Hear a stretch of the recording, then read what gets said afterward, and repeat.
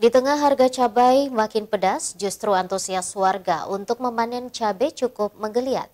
Tak hanya cabai yang dipanen, aneka sayuran lainnya juga ikut dipanen.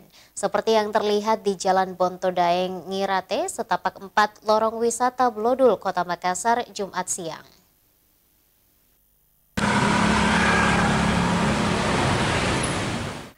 Pemirsa, seperti inilah antusias warga Jalan Bontodaeng Ngirate setapak 4 lorong wisata Blodul, Kota Makassar, Jumat siang. Tampak puluhan ibu-ibu yang tergabung dalam kelompok wanita tani anggrek memanen cabai dan sayuran lainnya. Hasil tanaman pangan 3 bulan yang lalu di lorong terbilang kecil seluas 3 meter dengan panjang 90 meter di setapak 4 lorong wisata Blodul, Kelurahan Bontomakio, Kecamatan Rapocini, Makassar.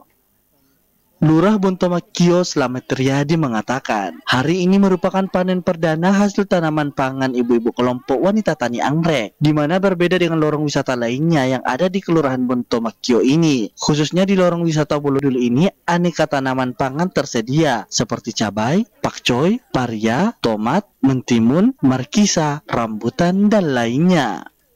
Di mana hasil panen ini selain dikonsumsi sendiri oleh para ibu rumah tangga, warga sekitar juga sisanya dijual. Kalau yang di sini bedanya dengan lorong yang lain yang ada di Kelurahan Bontomakio, pertama dari UMKM-nya, kemudian ada juga yang dari tanaman-tanaman yang ada yang ibu-ibu yang tanam di sini. Tanaman apa itu? Kalau di sini ada mentimun, ada paria dan tomat. Sementara yang di tempat lain belum ada. Kalau UMKM-nya apa sih?